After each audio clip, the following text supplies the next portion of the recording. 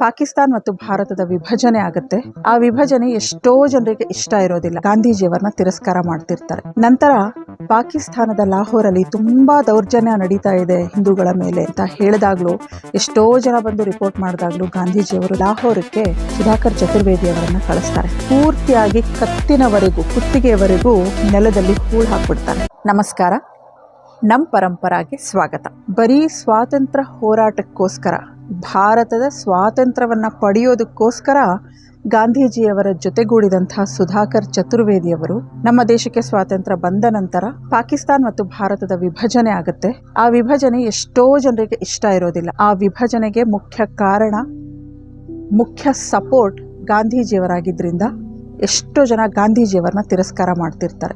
ನಿಮ್ಮೆಲ್ರಿಗೂ ಗೊತ್ತಿರೋ ಹಾಗೆ ಇವತ್ತಿಗೂ ಕೂಡ ಎಷ್ಟೋ ಜನರು ಗಾಂಧೀಜಿಯವ್ರನ್ನ ವಿರೋಧಿಸ್ತಾರೆ. ಗಾಂಧೀಜಿಯವರ ಯಾವ ದೌರ್ಬಲ್ಯಗಳು, ಯಾವ ತೊಂದರೆಗಳಿಂದಾಗಿ ಅವರು ಪ್ರತಿ ಸಾರಿ ಪಾಕಿಸ್ತಾನಿಯರಿಗೇನೆ ಸಪೋರ್ಟ್ ಮಾಡ್ತಾ ಇದ್ರು ಅಂತ ಗೊತ್ತಿಲ್ಲ. ಎಷ್ಟೋ ಸ್ಟೋರಿಗಳಲ್ಲಿ ಅವರ ದೌರ್ಬಲ್ಯದಿಂದಾಗಿ, ಯಾವುದೋ ಕಾರಣಗಳಿಂದಾಗಿಯೇ ಅವರು ಯಾವಾಗಲೂ ಜಿನ್ನಾ ಅವರು ಹೇಳಿದ ಹಾಗೇನೆ ಕೇಳ್ತಾ ಇರ್ತಾರೆ. ಜಿನ್ನಾ ಅವರಿಗೆ ಸಪೋರ್ಟ್ ಮಾಡಿ ಅವರು ಹೇಳಿದ ಮಾತನ್ನೇ ಇವ್ರು ನಡೆಸ್ಕೊಡ್ತಾ ಇರ್ತಾರೆ. ಪ್ರತಿಯೊಂದು ಹೀಗೆ ಆಗಿ ಆಗಿನ ಕಾಲದಲ್ಲಿ ನಮ್ಮ ಭಾರತೀಯ ಸಂಪತ್ತು ಏನಿತ್ತೋ ಅದನ್ನೆಲ್ಲ ಡಿವಿಷನ್ ಆದ ತಕ್ಷಣವೇ, ಪಾಕಿಸ್ತಾನ ಡಿವೈಡ್ ಆದ ತಕ್ಷಣವೇ ಪ್ರತಿಯೊಂದನ್ನು ಪಾಕಿಸ್ತಾನಕ್ಕೆ ಕೊಟ್ಬಿಡಬೇಕು ಅಂತ ಆ ಸಂಪತ್ತನ್ನೆಲ್ಲ ಪಾಕಿಸ್ತಾನಕ್ಕೆ ಕೊಡಿಸ್ಬಿಡ್ತಾರೆ ಗಾಂಧೀಜಿಯವರು. ಎಷ್ಟೋ ಜನರ ವಿರೋಧನೂ ಕಟ್ಕೊಳ್ತಾರೆ. ನಂತರ ಪಾಕಿಸ್ತಾನದ ಲಾಹೋರಲ್ಲಿ ತುಂಬ ದೌರ್ಜನ್ಯ ನಡೀತಾ ಇದೆ ಹಿಂದೂಗಳ ಮೇಲೆ, ವಿಭಜನೆಯಲ್ಲಿ ಅಲ್ಲಿ ಆ ಕಡೆ ಹೋಗಿರೋಂಥ ಹಿಂದೂಗಳ ಮೇಲೆ ಅಂತ ಹೇಳಿದಾಗಲೂ, ಎಷ್ಟೋ ಜನ ಬಂದು ರಿಪೋರ್ಟ್ ಮಾಡಿದಾಗಲೂ ಗಾಂಧೀಜಿಯವರು ನಂಬೋದಿಲ್ಲ. ಅವರು ಇನ್ನೂ ಅವರೆಲ್ಲ ನಮ್ಮ ಸಹೋದರರು ಅಂತಲೇ ಹೇಳ್ಕೊಳ್ತಿರ್ತಾರೆ. ನನ್ನ ಸಹೋದರರು ಈ ಥರ ಮಾಡೋದಕ್ಕೆ ಸಾಧ್ಯನೇ ಇಲ್ಲ ಅಂತ ಒಂದು ಸಾರಿ ಅವರು, ನನಗೆ ಬೇರೆ ಯಾರ ಮೇಲೂ ನಂಬಿಕೆ ಇಲ್ಲ ಅಂತ ಸುಧಾಕರ್ ಚತುರ್ವೇದಿಯವರನ್ನ, ನೀನು 40 ವರ್ಷಗಳಿಂದ ನನ್ನ ಜೊತೆ ಇದೆಯಾ, ನೀನು ಹೋಗಿ ಒಂದು ಸರಿ ಅಲ್ಲಿ ಪರಿಸ್ಥಿತಿ ಏನು ಅಂತ ನೋಡ್ಕೊಂಡು ಬಾ ಅಂತ ಲಾಹೋರಕ್ಕೆ ಸುಧಾಕರ್ ಚತುರ್ವೇದಿಯವರನ್ನ ಕಳಿಸ್ತಾರೆ. ಸುಧಾಕರ್ ಚತುರ್ವೇದಿಯವರು ಅಲ್ಲಿಗೆ ಹೋಗಿ ನೋಡ್ತಾರೆ. ಎಲ್ಲಂದ್ರಲ್ಲಿ ಪೂರ್ತಿಯಾಗಿ ರಕ್ತ ಸಿಕ್ತವಾಗ್ಬಿಟ್ಟಿರುತ್ತೆ ಲಾಹೋರ. ಆಗ ಅಲ್ಲಿದ್ದ ಕೆಲವರಿಗೆ ಇವರು ಹೇಳ್ತಾರೆ, ಭಾರತದ ಸ್ವಾತಂತ್ರ್ಯಕ್ಕಾಗಿ ಒಟ್ಟಿಗೆ ಹೋರಾಡಿರೋರು ನಾವೆಲ್ಲರೂ ಅಣ್ಣ ತಮ್ಮಂದಿರ ಹಾಗೆ ಇರಬೇಕು, ಯಾಕೆ ಇಷ್ಟೊಂದು ದೌರ್ಜನ್ಯ, ಈ ಹಿಂಸೆ ಎಲ್ಲ ಮಾಡ್ತಾ ಇದ್ದೀರಾ ಅಂತ ಕೇಳಿದಾಗ, ಇವರನ್ನ ಅವರ ಕಡೆ 4 ಜನ ಪೂರ್ತಿಯಾಗಿ ಕತ್ತಿನವರೆಗೂ, ಕುತ್ತಿಗೆಯವರೆಗೂ ನೆಲದಲ್ಲಿ ಹೂಳು ಹಾಕ್ಬಿಡ್ತಾರೆ. ಅವರಲ್ಲಿ ಒಬ್ಬ ಅವರ ನಾಯಕ, ಅವರ ಹೆಸರು ಇಮಾಮ್ ಅನ್ನೋ ಯಾರೋ ಒಬ್ಬ ಅವರ ನಾಯಕ ಬಂದು ಮೊದಲನೇ ಕಲ್ಲನ್ನ ಇವರ ತಲೆಗೆ ಹೊಡಿಬೇಕು ಅಂತ ಕಾಯ್ತಿರುವಾಗ ಅಲ್ಲಿ ಯಾರೋ ಒಂದಷ್ಟು ಪೊಲೀಸ್ ತುಕಡಿಗಳು ಬಂದು ಇವರನ್ನು ಗುರುತಿಸಿ ಇವರನ್ನು ಅಲ್ಲಿಂದ ರಕ್ಷಿಸಿ ಟ್ರೈನ್ ಹತ್ತಿ ಕಳಿಸ್ಬಿಡ್ತಾರೆ. ಬೇಗ ಇಲ್ಲಿಂದ ಹೊರಟು ಹೋಗಿ ನೀವು ಅಂತ. ಹಾಗಾಗಿ ಇವರ ಜೀವ ಉಳಿಯುತ್ತೆ. ಇವರು ಬಂದು ಗಾಂಧೀಜಿಯವರ ಹತ್ರ ಈ ವಿಷಯನ ರಿಪೋರ್ಟ್ ಮಾಡಿದಾಗ, ಹೀಗೆಲ್ಲ ಇಷ್ಟು ದೌರ್ಜನ್ಯ ನಡೀತಾ ಇರೋದು ನಿಜ ಅಂತ ಹೇಳಿದಾಗ, ಗಾಂಧೀಜಿಯವರೊಂದು ಮಾತು ಹೇಳ್ತಾರೆ, ನೀನು ಹಿಂದೂ, ಹಾಗಾಗಿ ನೀನು ಈ ಥರ ಎಲ್ಲ ಹೇಳ್ತಿದೀಯಾ, ನಾನು ನಿನ್ನ ಮಾತನ್ನು ನಂಬಲ್ಲ ಅಂತ ಹೇಳಿಬಿಡ್ತಾರೆ. ಆಗ ಸುಧಾಕರ್ ಚತುರ್ವೇದಿಯವರಿಗೆ ತುಂಬಾ ಬೇಜಾರಾಗುತ್ತೆ. ನಾನು ನಿಮ್ಮ ಜೊತೆ 40 ವರ್ಷಗಳಿಂದ ಇದ್ದೀನಿ, ನನಗಿಂತ ಹೆಚ್ಚು ನಂಬಿಕೆ ಇನ್ಯಾರ ಮೇಲೂ ನಿಮಗಿಲ್ಲ ಅನ್ನೋದು ಪಕ್ಕಕ್ಕಿಡಿ.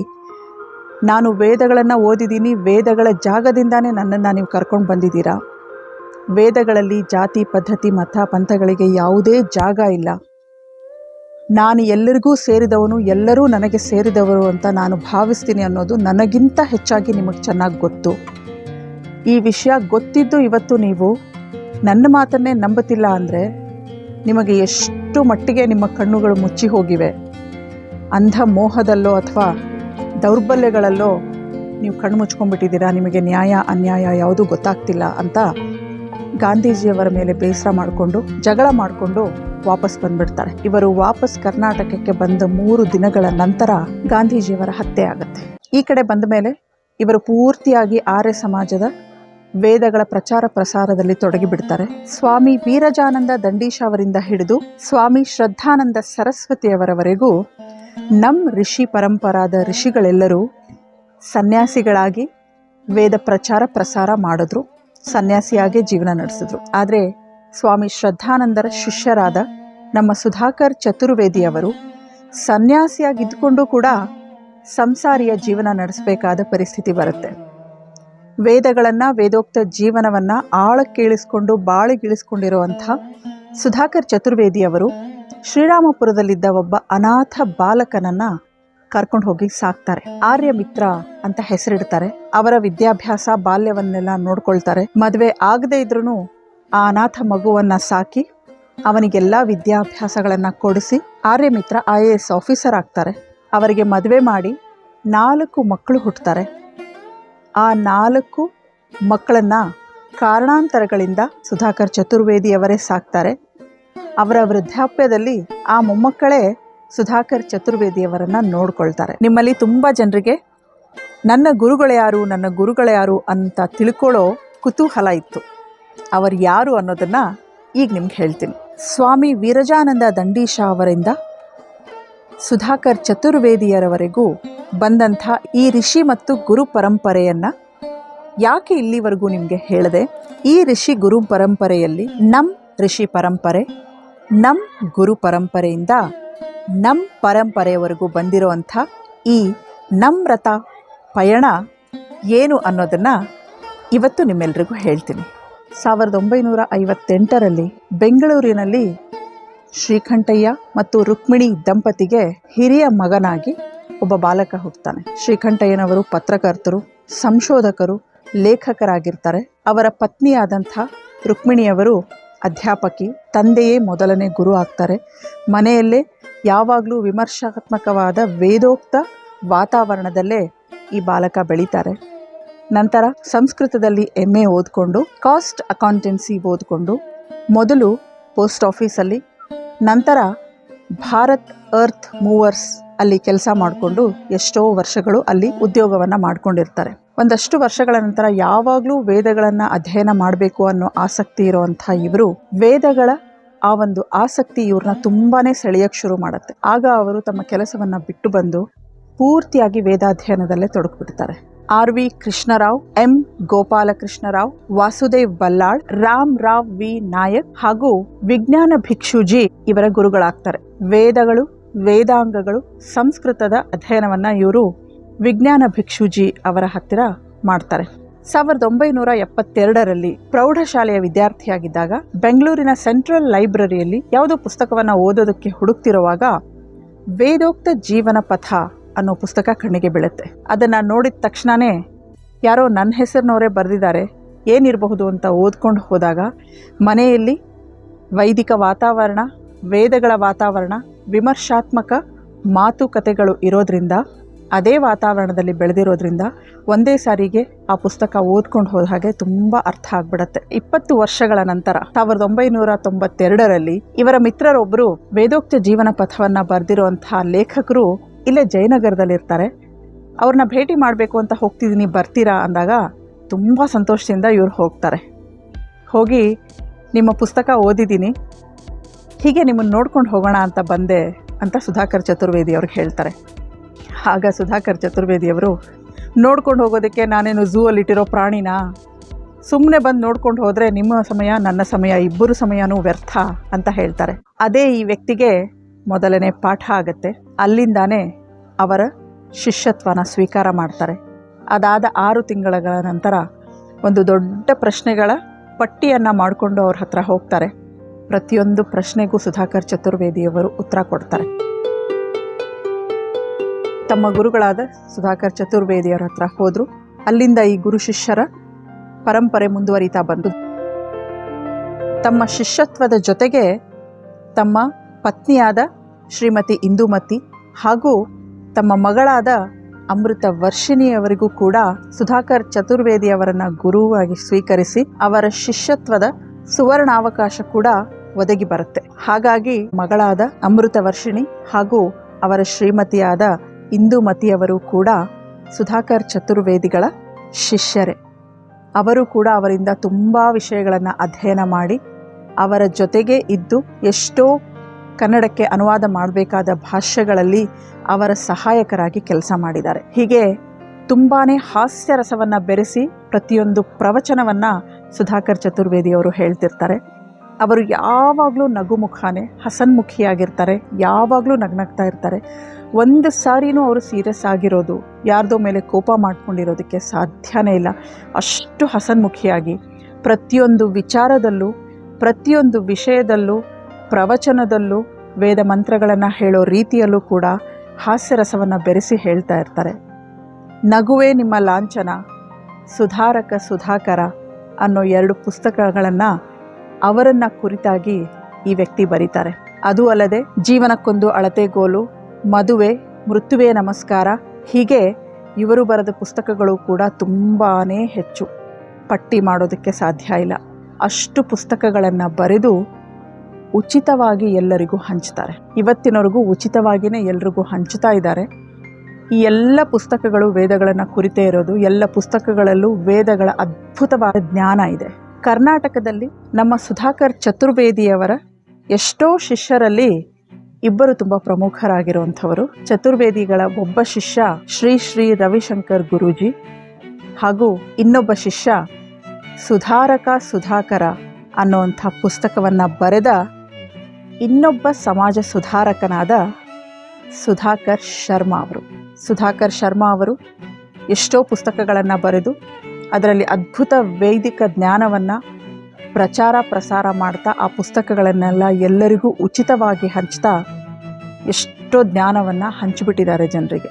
ವೇದಗಳಿಗಾಗಿಯೇ, ವೇದ ಪ್ರಚಾರಕ್ಕಾಗಿಯೇ ತಮ್ಮ ಜೀವನವನ್ನು ಮುಡಿಪಾಗಿಟ್ಟಿರುವಂಥವರು ತಮ್ಮ ಕೆಲಸವನ್ನು ಬಿಟ್ಟು ಬಂದು ಪೂರ್ತಿ ಸಮಯ ವೇದಗಳ ಅಧ್ಯಯನದಲ್ಲಿ ತೊಡಗಿ ಈ ಜ್ಞಾನವನ್ನು ಹಂಚೋದ್ರಲ್ಲಿ, ದಕ್ಷಿಣ ಭಾರತ ಅಂತಷ್ಟೇ ಹೇಳೋಕ್ಕಾಗಲ್ಲ, ಉತ್ತರ ಭಾರತದಿಂದ ದಕ್ಷಿಣ ಭಾರತದಲ್ಲೇ, ಇಡೀ ಭಾರತದಲ್ಲೇ ಈ ಮಟ್ಟಕ್ಕೆ ವೇದ ಮಂತ್ರಗಳ ಅರ್ಥವನ್ನು ಆಳವಾಗಿ ಪ್ರತಿಯೊಬ್ಬರಲ್ಲೂ ಇಂಜೆಕ್ಟ್ ಮಾಡೋ ಲೆವೆಲ್ಗೆ ಈ ವೇದಗಳ ಅರ್ಥಗಳನ್ನು ಹೇಳುವಂಥ ವ್ಯಕ್ತಿ ಇನ್ನೊಬ್ಬರು ಯಾರೂ ಇಲ್ಲ. ಹೇಗೆ ದಯಾನಂದ ಸರಸ್ವತಿಯವರು ಗುರುಗಳನ್ನು ಮೀರಿದ ಶಿಷ್ಯರಾಗಿ ತಯಾರಾದರೋ ಅದೇ ರೀತಿ ಸುಧಾಕರ್ ಶರ್ಮಾ ಅವರು ತಮ್ಮ ಗುರುಗಳಾದ ಸುಧಾಕರ್ ಚತುರ್ವೇದಿಯವರನ್ನು ಮೀರಿದ ಶಿಷ್ಯರಾದರು ಅಂತ ಹೇಳಿದ್ರೆ ಅತಿಶಯೋಕ್ತಿ ಆಗಲಾರದು. ಅಷ್ಟು ಪ್ರಚಾರನ ಇವರು ಮಾಡಿದ್ದಾರೆ. ಆದರೆ ಎಲ್ಲಿಯೂ ಕೂಡ ವೇದ ಪ್ರಚಾರ ಮಾಡಿದ್ದಾರೆ ಹೊರತು ಎಲ್ಲಿಯೂ ಕೂಡ ತಮ್ಮ ಪ್ರಚಾರವನ್ನು ಅವರು ಬಯಸಲಿಲ್ಲ. ತಾವು ಬೆಳಕಿಗೆ ಬರಲಿಲ್ಲ, ಆದರೆ ವೇದದ ಬೆಳಕನ್ನು ಎಲ್ಲರ ಜೀವನದಲ್ಲೂ ಚೆಲ್ಲಿದ್ರು. ದೊಡ್ಡ ದೊಡ್ಡ ದೊಡ್ಡ ಹುದ್ದೆಯಲ್ಲಿರುವಂಥವರು ಕೂಡ ಬಂದು ಅವರಿಗೆ ಶಿಷ್ಯರಾಗಿದ್ದಾರೆ. 100 ಜನ ಶಿಷ್ಯರು ಇವತ್ತು ಅವರ ಜ್ಞಾನಾಮೃತವನ್ನು ಸವದಿದ್ದಾರೆ. ಇಲ್ಲಿವರೆಗೂ ನಾನು ಸ್ವಾಮಿ ವೀರಜಾನಂದ ದಂಡೀಶ ಅವರಿಂದ ಹಿಡಿದು ಸುಧಾಕರ್ ಚತುರ್ವೇದಿ ಮತ್ತು ಸುಧಾಕರ್ ಶರ್ಮರವರೆಗೂ ಅವರ ಗುರುಗಳ ಬಗ್ಗೆ ಹೇಳಿ, ಅವರ ಶಿಷ್ಯ ಯಾರು, ಅವರಿಗೆ ಸಿಗುವಂಥ ಶಿಷ್ಯ ಎಂಥವರು ಯಾರು ಅನ್ನೋದನ್ನ ಮುಂದಿನ ಭಾಗದಲ್ಲಿ ನೋಡೋಣ ಅಂತ ಪ್ರತಿ ಸಾರಿ ಸಸ್ಪೆನ್ಸಲ್ಲಿ ಇಡ್ತಾ ಇದ್ದೆ. ಆದರೆ ಈ ಸಾರಿ ಸುಧಾಕರ ಶರ್ಮರ ಎಷ್ಟೋ ಶಿಷ್ಯಂದರಲ್ಲಿ ಒಬ್ಬರಾದ ಶಿಷ್ಯ ಯಾರು ಅಂತ ಹೇಳೋದಕ್ಕೆ ನಾನು ಯಾವುದೇ ಸಮಯ ತಗೊಳ್ಳೋದಿಲ್ಲ. ಯಾಕೆ ಅಂದರೆ ಆ ಶಿಷ್ಯ ಅಷ್ಟೊಂದು ವಿಶೇಷ ಅಲ್ಲ, ಆ ಶಿಷ್ಯೆ ಅಷ್ಟೊಂದು ವಿಶೇಷ ಅಲ್ಲ. ಗುರುವನ್ನು ಮೀರಿದ ಶಿಷ್ಯೆ ಆಗಬೇಕು ಅನ್ನೋ ಆಸೆ ಆಕೆಗೂ ಕೂಡ ಇರಬಹುದು. ಆದರೆ ಇನ್ನೂ ಯಾವುದೇ ಒಂದು ಸಾಧನೆ ಈ ವಿಚಾರದಲ್ಲಿ ಮಾಡದೇ ಇರೋದ್ರಿಂದ ಅದನ್ನು ಸಸ್ಪೆನ್ಸ್ ಆಗಿಟ್ಟು ತುಂಬ ವಿಶೇಷವಾಗಿ ಹೇಳಬೇಕಾದಂಥ ಅಗತ್ಯ ಇಲ್ಲ. ಅವರಿಂದ ಆ ಜ್ಞಾನಾಮೃತವನ್ನು ಪಡೆದಂಥ 100 ಜನ ಶಿಷ್ಯರಲ್ಲಿ ನಾನು ಕೂಡ ಒಬ್ಬಳು. ನಮ್ಮ ಗುರುಗಳಾದ ಸುಧಾಕರ್ ಶರ್ಮಾ ಅವರು ಯಾವಾಗಲೂ ಹೇಳ್ತಾ ಇದ್ರು, ನಾನು ಯಾವತ್ತಿದ್ರೂ ಸ್ಟೂಡೆಂಟೇ, ಇನ್ನೂ ತುಂಬ ವಿಷಯಗಳನ್ನು ಕಲಿಯೋದು ಬಾಕಿ ಇದೆ. ಈಗಲೂ ಎಷ್ಟೋ ವಿಷಯಗಳು ನನಗೆ, ಎಷ್ಟೋ ಮಂತ್ರಗಳ ಅರ್ಥ ಆಗದಿದ್ದಾಗ ಅದನ್ನು ತಗೊಂಡು ಓಡೋಡಿ ನಮ್ಮ ಗುರುಗಳ ಹತ್ರ ಹೋಗ್ತೀನಿ, ಅವರಿಂದ ಉತ್ತರ ಪಡೆದು ಅದು ಅರ್ಥ ಆದಮೇಲೆ ವಾಪಸ್ ಬಂದು ನಾನು ಅದರ ಬಗ್ಗೆ ಅಧ್ಯಯನ ಮಾಡೋಕ್ಕೆ ಶುರು ಮಾಡ್ತೀನಿ ಅಂತ ಹೇಳ್ತಿದ್ರು. ಹಾಗಾಗಿ ಆ ಸಮಯದಲ್ಲಿ ನಮಗೂ ಕೂಡ ಸುಧಾಕರ್ ಚತುರ್ವೇದಿಯವರ ಪ್ರವಚನಗಳನ್ನು ಕೇಳೋವಂಥ ಆ ಅದ್ಭುತವಾದ ಜ್ಞಾನಾಮೃತವನ್ನು ನಮ್ಮ ಕಿವಿಯವರೆಗೂ ಬೀಳಿಸೋ ಹಾಗೆ ಒಂದು ಅವಕಾಶವನ್ನು ಸುಧಾಕರ್ ಶರ್ಮಾ ಅವರು ನಮಗೆ ಮಾಡಿಕೊಟ್ರು. ಜಯನಗರದ ಮನೆಯಲ್ಲಿ ಪ್ರತಿ ಶನಿವಾರ ಸತ್ಸಂಗ ಮಾಡಿ ಹವನವನ್ನು ಮಾಡ್ತಾ ಇದ್ರು.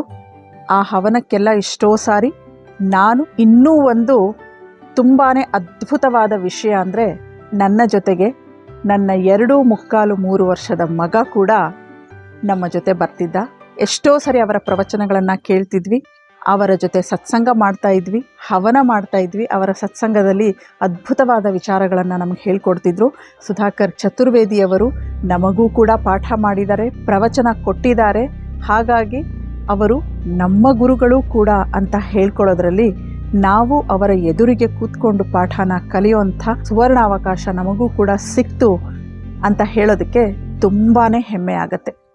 ಯಾಕೆ ಅಂದರೆ ಸ್ವಾಮಿ ವೀರಜಾನಂದ ದಂಡೀಶ ಅವರನ್ನಂತೂ ನಾವು ಬರೀ ಪುಸ್ತಕಗಳಲ್ಲಿ ಓದಿ ಅವರ ಬಗ್ಗೆ ಊಹೆ ಮಾಡ್ಕೋಬಹುದು. ಸ್ವಾಮಿ ದಯಾನಂದ ಸರಸ್ವತಿ, ಸ್ವಾಮಿ ಶ್ರದ್ಧಾನಂದ ಎಲ್ಲರನ್ನೂ ಕೂಡ. ಆದರೆ ಸ್ವಾಮಿ ವೀರಜಾನಂದರಿಂದ ಸುಧಾಕರ್ ಶರ್ಮರವರೆಗೂ ಬಂದಿರುವಂಥ ಈ ಋಷಿ ಪರಂಪರೆ ಹಾಗೂ ಗುರು ಪರಂಪರೆಯಲ್ಲಿ 4ನೇ ಗುರುಗಳಾದ ಸುಧಾಕರ್ ಚತುರ್ವೇದಿಗಳ ಜ್ಞಾನಾಮೃತದ ಮಾತುಗಳು, ಅಮೃತ ನುಡಿಗಳು, ನಮಗೆ ಅಮೃತ ವಾಣಿಗಳು ನಮಗೆ ಸಿಕ್ಕಿದೆ ಅಂದರೆ ನಮ್ಮ ಎಷ್ಟೋ ಜನ್ಮಗಳ ಪುಣ್ಯ ಅಂತಾನೆ ಹೇಳಬಹುದು. ಹಾಗಾಗಿ ನಾನು ಅವರನ್ನೂ ನೋಡಿ ಅವರ ಜೊತೆಗೂ ಓದಿ, ನಾನಲ್ಲದೆ ನನ್ನ 2.5-3 ವರ್ಷದ ಮಗ ಕೂಡ ಅವರ ಹತ್ರ ಪಾಠ ಮಾಡಿಸ್ಕೊಂಡು ಅವರ ಪ್ರವಚನಗಳನ್ನು ಕೇಳಿ ಅವರನ್ನು ನೋಡಿದಂಥ ಅವರ ಶಿಷ್ಯ ಅನಿಸ್ಕೊಳ್ಳುವಂಥ ಭಾಗ್ಯ ನನ್ನ ಮಗನಿಗೂ ಇದೆ ಅಂತ ಹೇಳೋದಕ್ಕೆ ತುಂಬಾ ಹೆಮ್ಮೆ ಪಡ್ತೀನಿ. ಸುಧಾಕರ್ ಚತುರ್ವೇದಿಗಳ ಜನ್ಮ ದಿನಾಂಕದ ಬಗ್ಗೆ ಸ್ವಲ್ಪ ಕನ್ಫ್ಯೂಷನ್ಸ್ ಇದೆ. ನಮ್ಮ ಗುರುಗಳಾದ ಸುಧಾಕರ್ ಶರ್ಮಾ ಸರ್ ಹೇಳ್ತಾರೆ, ಇತ್ತೀಚೆಗೆ 125 ವರ್ಷದ ಅವರನ್ನು ನೋಡೋಕ್ಕೆ ಹೋದಾಗ ಅವರ ಹಾಸ್ಯ ಪ್ರಜ್ಞೆಗೆ ಇನ್ನೂ ವಯಸ್ಸಾಗಿರಲಿಲ್ಲ ಅಂತ ಹೇಳ್ತಾರೆ. ಆವಾಗ ಒಂದು ಸನ್ನಿವೇಶನ ಹೇಳ್ತಾರೆ, ಹೇಗಿದ್ದೀರಾ, ಆರೋಗ್ಯ ಹೇಗಿದೆ ಅಂತ ಕೇಳಿದ್ರೆ, ವಯಸ್ಸಿನ ಕಾರಣದಿಂದಾಗಿ ಬಲಗಿವಿ ಸ್ವಲ್ಪ ಮಂದ ಆಗಿದೆ, ಎಡಗಿವಿ ಪೂರ್ತಿ ಕೆಲಸ ಮಾಡೋದನ್ನು ನಿಲ್ಲಿಸ್ಬಿಟ್ಟಿದೆ. ಹಾಗಾಗಿ ಯಾರಾದರೂ ಬೈತಾ ಇದ್ದರೆ ಅವ್ರಿಗೆ ಎಡಕಿವಿನ ಕೊಟ್ಬಿಡ್ತೀನಿ ಅಂತ ತಮಾಷೆ ಮಾಡ್ತಿದ್ರು ಅಂತ ಸುಧಾಕರ್ ಶರ್ಮಾ ಸರ್ ಬರೆದಿದ್ದಾರೆ. ಆ ಸನ್ನಿವೇಶದ ಪ್ರಕಾರ ಆಗ ಅವರಿಗೆ 125 ವರ್ಷ ವಯಸ್ಸಾಗಿತ್ತು. ಅವರ ಜನ್ಮ ದಿನಾಂಕದಲ್ಲಿ 1897ಕ್ಕೆ ಸುಧಾಕರ್ ಚತುರ್ವೇದಿಯವರು ಹುಟ್ಟಿದ್ದು ಅಂತ ಇದೆ. ಆದರೆ ನಮ್ಮ ಶರ್ಮಾ ಸರು ಹಾಗೂ ಅಮೃತವರ್ಷಿಣಿ ಇಂದುಮತಿಯವರು ಹೇಳೋ ಪ್ರಕಾರ, ಅವರು ಅವರ ಜೊತೆಗೆ ಇದ್ದು ನೋಡಿದ್ದರ ಪ್ರಕಾರ ಅವರು 1893-94 ಮಧ್ಯ ಹುಟ್ಟಿರಬೇಕು. ಶ್ರೀ ರವಿಶಂಕರ್ ಗುರೂಜಿಯವರು ಕೂಡ ಅವರ ಹಾಸ್ಯ ಪ್ರಜ್ಞೆಯ ಬಗ್ಗೆ ಹೇಳ್ತಾ ಇರ್ತಾರೆ. ಅವರು 8-9 ವರ್ಷದ ಸಮಯದಲ್ಲಿ ಅವರ ಮನೆ ಹತ್ತಿರ ಇದ್ದ ಸುಧಾಕರ್ ಚತುರ್ವೇದಿಯವರ ಮನೆಗೆ ಸತ್ಸಂಗಕ್ಕೆ ಹೋಗ್ತಾ ಇದ್ರು ಅಂತ. ಅವರ ಫ್ರೆಂಡ್ಸ್ ಎಲ್ಲ ರೇಗಿಸ್ತಾ ಇದ್ರು, ಇಷ್ಟು ಚಿಕ್ಕ ವಯಸ್ಸಲ್ಲಿ ನೀನೆಲ್ಲ ವಯಸ್ಸಾಗಿರೋ ಸೀನಿಯರ್ ಸಿಟಿಜನ್ಸ್ ಜೊತೆ ಕೂತ್ಕೊಂಡು ಏನು ಕತೆಗಳನ್ನ ಕೇಳ್ತಾ ಇರ್ತೀಯಾ ಅಂತ. ಆಗ ರವಿಶಂಕರ್ ಗುರೂಜಿಯವರು ಹೇಳ್ತಾರೆ, ಅವರು ಹೇಳೋ ಪ್ರವಚನದಲ್ಲಿ ಎಷ್ಟು ಹಾಸ್ಯರಸ ಇರ್ತಿತ್ತು ಅಂದರೆ, ಎಂಥ ಚಿಕ್ಕ ಮಕ್ಕಳು ಯಾರೇ ಆದ್ರೂ ಅವರ ಪ್ರವಚನಗಳನ್ನು ಇಂಟ್ರೆಸ್ಟಿಂಗ್ ಆಗಿ ಕೂತ್ಕೊಂಡು ಕೇಳ್ತಾ ಇದ್ದಿದ್ದ ಕಾರಣ ಅವರ ಹಾಸ್ಯ ಪ್ರಜ್ಞೆ, ಅವರ ಹಾಸ್ಯರಸ. ಹಾಗೆ ಇಷ್ಟೊಂದು ಹ್ಯೂಮರಸ್ ಆಗಿ ಯಾವಾಗಲೂ ನಗನಗ್ತಾನೆ ಮಾತಾಡ್ತಿರುವಂಥ ಸುಧಾಕರ್ ಚತುರ್ವೇದಿಯವರ ನಗು ಫೆಬ್ರವರಿ 27, 2020ಕ್ಕೆ ಮಾಯ ಆಗ್ಬಿಡತ್ತೆ. ಸುಧಾಕರ ಅನ್ನೋ ಪುಸ್ತಕ ಬಿಡುಗಡೆ ಆದ 3 ವರ್ಷಗಳ ನಂತರ ಸುಧಾಕರ್ ಚತುರ್ವೇದಿಯವರ ಆತ್ಮಜ್ಯೋತಿ ಶರೀರ ತ್ಯಾಗ ಮಾಡಿಬಿಡತ್ತೆ. ಒಂದು ವರದಿಯ ಪ್ರಕಾರ ಅವರು ದೇಹತ್ಯಾಗ ಮಾಡಿದಾಗ ಅವರ ವಯಸ್ಸು 127 ವರ್ಷ. ಯಾವುದೋ ಒಂದು ಇಂಟರ್ವ್ಯೂ ಅಲ್ಲಿ ಅವರನ್ನು ಇಂಟರ್ವ್ಯೂ ಮಾಡಿರೋರು ಕೇಳ್ತಾರೆ, ನಿಮ್ಮ ಆರೋಗ್ಯದ ಹಾಗೂ ಆಯುಷ್ಯದ ಗುಟ್ಟೇನು ಅಂತ. ನಾನು ವೆಜಿಟೇರಿಯನ್ ಆಗಿರೋದು, ಹಾಗೆ ತುಂಬ ಹಿತವಾಗಿ ಮಿತವಾಗಿ ನಾನು ತಿಂತೀನಿ. ತುಂಬ ಕಡಿಮೆ ಗುಬ್ಬಚ್ಚಿ ಥರ ಊಟ ಮಾಡ್ತಾ ಇದ್ರು ಸುಧಾಕರ್ ಚತುರ್ವೇದಿಯವರು. ಅಷ್ಟು ಕಡಿಮೆ ಆಹಾರ ತಗೊಳ್ತಿರೋದೇ, ಕಡಿಮೆ ಆಹಾರ ಹಾಗೂ ಸಸ್ಯಾಹಾರ ಆಗಿರೋದೇ ನನ್ನ ಆರೋಗ್ಯದ ಹಾಗೂ ಆಯುಷ್ಯದ ಗುಟ್ಟು ಅಂತ ಹೇಳ್ತಾರೆ. ಹಾಗೆ ಮುಂದುವರಿತಾ ಅವರು ಹೇಳ್ತಾರೆ, ನಾನು 120 ವರ್ಷಕ್ಕಿಂತ ಕಡಿಮೆ ಬದುಕಿದ್ರೆ ನಾನು ವೇದೋಕ್ತವಾಗಿ ಜೀವನ ನಡೆಸಿಲ್ಲ, ವೇದಗಳ ಪ್ರಕಾರ ಜೀವನ ಮಾಡಿಲ್ಲ ಅಂತ ಅಂದ್ಕೊಳ್ಳಿ ಅಂತ ಹೇಳೋವಂಥ ಸುಧಾಕರ್ ಚತುರ್ವೇದಿಯವರು 127 ವರ್ಷ ಸಂಪೂರ್ಣ ಆಯುಷ್ಯವನ್ನು ಬದುಕಿ ಹೋಗಿರುವಂಥ ವ್ಯಕ್ತಿ ಇಡೀ ಪ್ಲ್ಯಾನೆಟಲ್ಲೇ ಒಬ್ಬರು. ಅವರು ಸುಧಾಕರ್ ಚತುರ್ವೇದಿಯವರು ಅಂತ ತಮ್ಮ ಸಂಪೂರ್ಣ ಆಯುಷ್ಯವನ್ನು ಮುಗಿಸಿ ವೇದೋಕ್ತವಾಗಿ ಜೀವನ ಮಾಡಿ ಎಷ್ಟೋ ಜನರಿಗೆ ವೇದದ ಬೆಳಕನ್ನು, ವೇದಗಳ ಜ್ಞಾನ ಜ್ಯೋತಿಯನ್ನು ಎಷ್ಟೋ ಜನರ ಜೀವನದಲ್ಲಿ ಬೆಳಗಿಸಿ ಈ ಒಂದು ವೇದೋಕ್ತ ಜ್ಯೋತಿ ತನ್ನ ದೇಹವನ್ನು ತ್ಯಾಗ ಮಾಡುತ್ತೆ. ಆ ಜ್ಯೋತಿಯ ಬೆಳಕಿನಲ್ಲಿ ಆ ಜ್ಯೋತಿಯ ಜ್ಞಾನವನ್ನು ನಾವು ಕೂಡ ಅವರ ಜೊತೆಗಿದ್ದು ಅವರ ಎದುರಿಗೆ ಇದ್ದು ನೋಡಿದ್ದೀವಿ ಅಂದರೆ ಅದು ನಮ್ಮ ದೊಡ್ಡ ಸೌಭಾಗ್ಯನೇ ಸರಿ. ಇಲ್ಲಿ ಒಂದು ಚಿಕ್ಕ ವಿಚಾರನ ನಾವು ತುಂಬ ಗಾಢವಾಗಿ ಯೋಚನೆ ಮಾಡಬೇಕಾಗತ್ತೆ.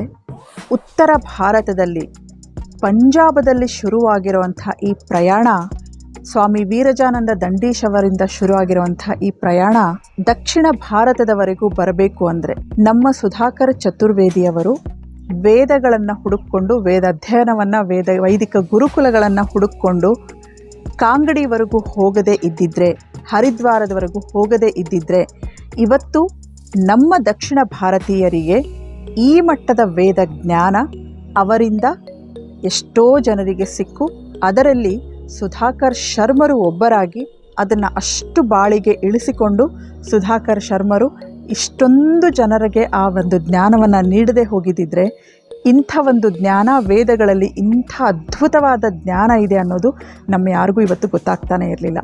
ನಾವು ಎಲ್ಲರ ಹಾಗೆ ಅನಾರ್ಷ ಗ್ರಂಥಗಳನ್ನು ಓದಿಕೊಂಡು ಅನಾರ್ಷವಾಗೇ ಜೀವನವನ್ನು ಇಲ್ಲಿವರೆಗೂ ನಡೆಸ್ಕೊಂಡು ಬಂದಿರೋ ಹಾಗೇ ಇನ್ನು ಮುಂದೇನೂ ಕೂಡ ನಡೆಸ್ಕೊಂಡು ಹೋಗ್ತಾನೆ ಇದ್ವಿ. ನಮ್ಮ ಕರ್ನಾಟಕದವರಿಗೆ, ನಮ್ಮ ದಕ್ಷಿಣ ಭಾರತ, ಅದರಲ್ಲೂ ಕರ್ನಾಟಕದವರಿಗೆ ಸಿಕ್ಕಿರೋದು ಎಂಥ ದೊಡ್ಡ ಸೌಭಾಗ್ಯ ಅನ್ನೋದು ಗಾಢವಾಗಿ ಯೋಚನೆ ಮಾಡಿದಾಗ ಮಾತ್ರ ನಮಗೆ ಅದರ ಮಹತ್ವ ಏನು, ಇವತ್ತು ನಾವೇನು ಪಡೀತಾ ಇದ್ದೀವಿ, ನಾವು ಕರ್ನಾಟಕದಲ್ಲಿ ಹುಟ್ಟಿ ಎಷ್ಟು ಪುಣ್ಯ ಮಾಡಿದ್ದೀವಿ ಅನ್ನೋದು ಅರ್ಥ ಆಗುತ್ತೆ. 2020ರಲ್ಲಿ ಫೆಬ್ರವರಿ 27ನೇ ತಾರೀಕು ಈ ಒಂದು ಅದ್ಭುತವಾದ ಆತ್ಮಜ್ಯೋತಿ, ವೈದಿಕ ಜ್ಯೋತಿ ತಮ್ಮ ದೇಹತ್ಯಾಗ ಮಾಡಿ ನಮ್ಮೆಲ್ಲರನ್ನು ಅಗಲುತ್ತೆ. ಅಲ್ಲಿಂದ ಇನ್ನೊಂದು ತಮ್ಮದೇ ಹೆಸರಿನ ಜ್ಯೋತಿಯನ್ನು ಬೆಳಗಿಸಿ ಹೋದಂಥ ಸುಧಾಕರ ಶರ್ಮರ ವೇದೋಕ್ತ ಪಯಣ, ವೇದೋಕ್ತ ಜೀವನ ಪಥ ಹೇಗೆ ಮುಂದುವರಿಯುತ್ತೆ.